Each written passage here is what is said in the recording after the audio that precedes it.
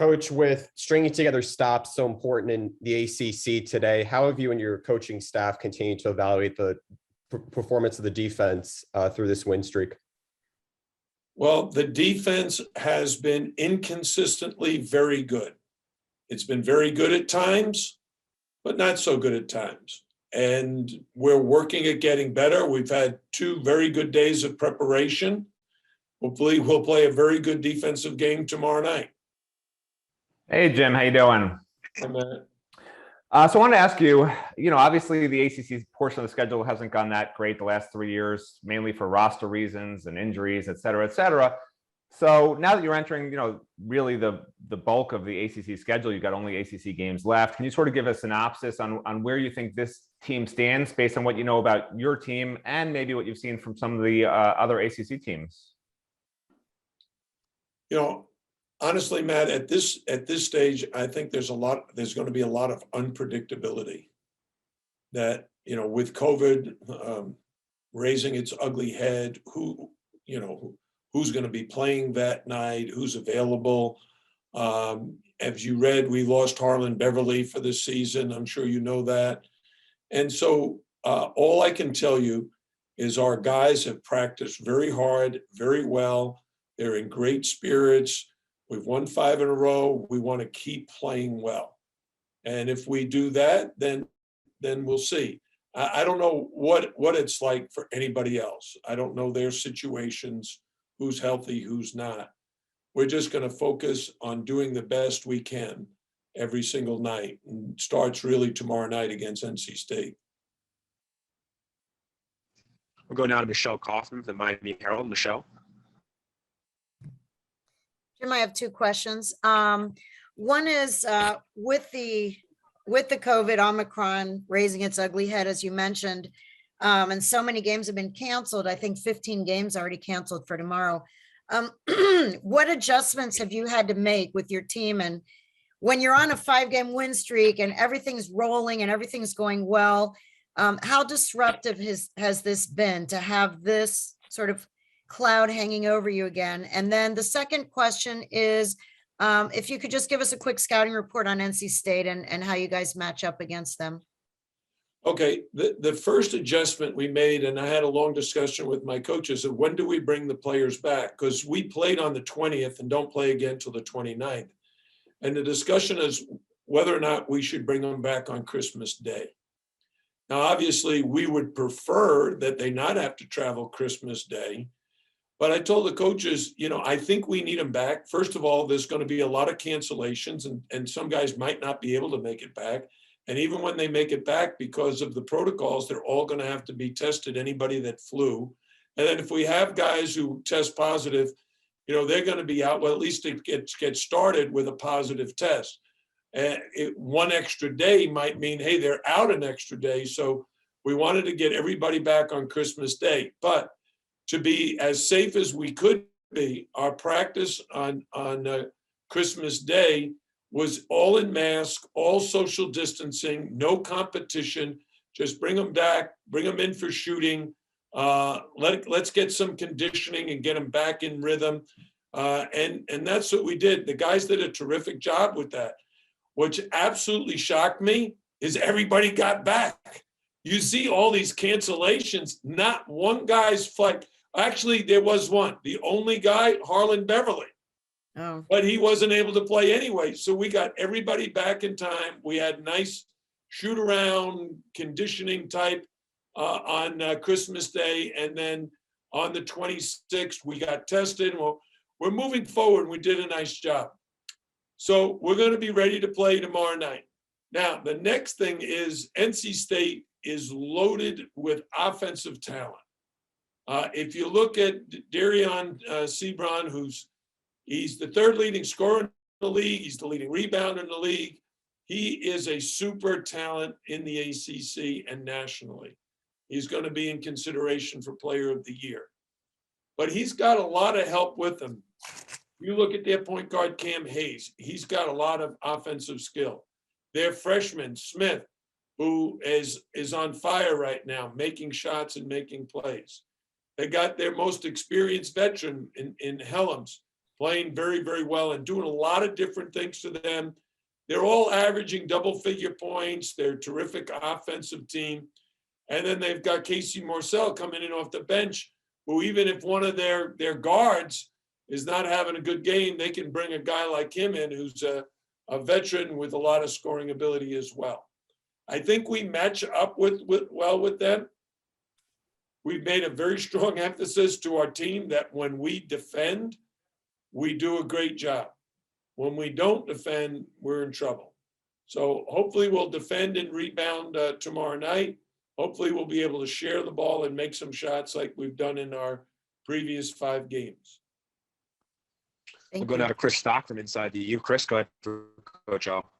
Yeah, Coach, I also have a couple questions. Just first off, just kind of playing this small ball lineup, Sam at the 5 quite a bit. And just with Jordan, I'm just curious how you think it's gone these 12 games. Do you feel comfortable with it going into ACC play?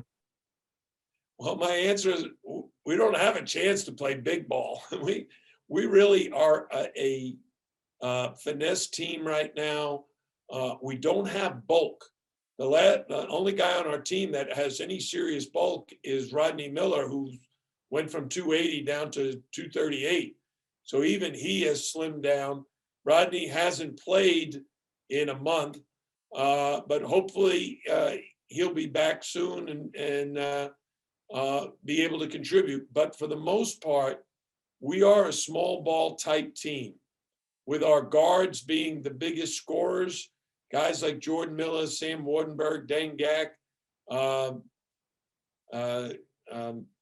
Bensley Joseph, Wooga Poplar. I mean, all those guys are pretty much skilled players. They're not bulky power players. Anthony Walker is a huge key for us, and he's had some very good practices leading into tomorrow night's game. So hopefully he'll play as well as he's been practicing. And just to follow, Ja'Kai Robinson, we haven't seen him out there. Is there an update? How is he doing? What's kind of held him out of Yeah, games? he's doing great. He's a great kid. He's practicing very hard and very well. But we're really thinking about redshirting him and giving him another year to develop in our program. And then when all these guys graduate, the guards like Charlie Moore and Cam McGusty, it opens up a great window for him to contribute more. But that could change with, we don't know what we're going to be dealing with health-wise or injury-wise. Yeah, and I was going to ask, I guess the thing with Harlan, did it give you some pause to maybe rethink your plan with him, or is it kind of? I've been rethinking it every day. He's doing a great job. He's ready to go. But we also have been, trying to space out those minutes, because we have 2 freshmen already that are contributing mightily in Bensley Joseph and Wooga Poplar. When you start to get too young, you need to give ample opportunity to your veterans to lead. And that means the upperclassmen, guys like Charlie Moore, like a Jordan Miller, a Dane Gack, a Sam Woodenberg, Cam McGusty, give them more of the minutes. All right, let's try CL Brown from the News Observer again. CL, go ahead for Coach L. Hey, Coach. I was curious, kind of going back to COVID and Omicron matters. Is there anything that you take from last season, just, dealing with the pauses and postponements and everything, that you're applying now, even before it necessarily escalates further than it is? Maybe from a mental health standpoint, maybe from just practicing standpoint, anything, that you felt like you learned last year that you're definitely going to do now? Yeah, CL, it's experience is a great teacher. And what we went through last year, and our players did a fantastic job. We started testing 3 times a week last year and ended up not having a single player test positive, because we kept emphasizing to them with the protocols that the university, the athletic department, and Dr. Fauci had put in place. Wash your hands, wear a mask, social distance. And we did that to an extreme degree. And thank goodness our guys stayed safe. we are continuing to send that same message. And hopefully, if someone does get it, hopefully it's not serious where they have to be hospitalized, because the main concern when you get this virus is like when you get sick at all. You don't want to end up in the hospital or being in danger of dying. And, the very first thing we did is when the vaccine became available is we encouraged everybody to get vaccinated, double vaccinated, and boosted. And all of our guys, I believe, not only are vaccinated, but I think are double vaccinated, and many of them are boosted like I am. Are you, would you add anything else to what the league has already done within, this last week in terms of just the policy? And, yesterday we saw the announcement of the options, if a player after 7 days or what have you, it hasn't shown symptoms, that maybe they can get back a little bit sooner. Is there anything else you'd like to see added to what they've done? Well, obviously, I'm not a doctor. I'm not an expert. We listen to the experts, the scientists who share the information. I will say this, that the ACC is very proactive in listening to all the information that's out there, and that the CDC has come out and reduced the days to 5. So I'm sure we're going to be revisiting how long guys have to be out. Any athlete has to be out, because if they're putting essential workers back to work within 5 days, I'm sure they don't want this thing to spread. So, hopefully everything will be reduced now to 5 days soon. And that would be terrific. We certainly don't want the hospitals overrun. That's a real concern. And my message to everybody that hasn't been vaccinated, would you please get vaccinated? We can't get through this virus without more vaccinations every single day, so that this virus doesn't spread any more than it already has.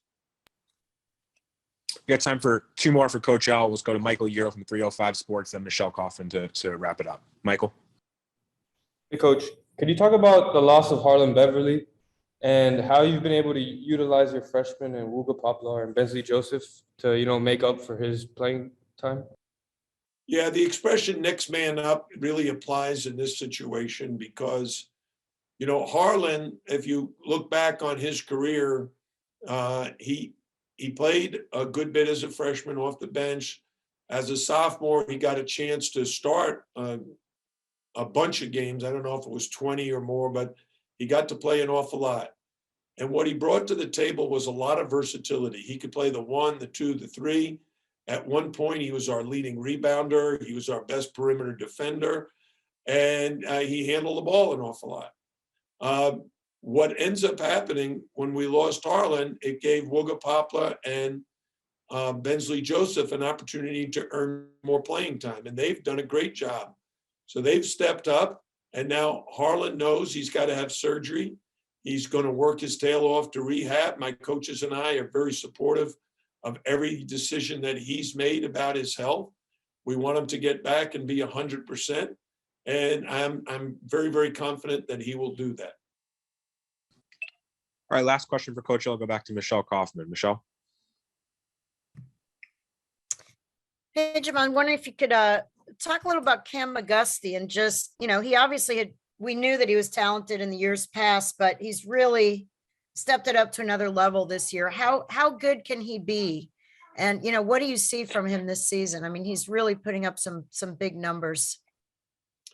I think there are a number of guys in the league that are having sensational seasons already in the non-conference. Cam is certainly one of those. If you look at some of the other teams around the league, and I'll use NC State as an example, a guy like Darion Sebron is also having a terrific start. Cam is playing with supreme confidence. You love to see that in all your players. He's shooting the ball well, he's handling it well, he's defending well, he's rebounding well. His ability to just play within himself and not do do so many difficult things that all of a sudden his percentages fall off. He's playing with a lot of confidence. And what's nice is everybody on our team, coaches and his teammates, have supreme confidence in him as well.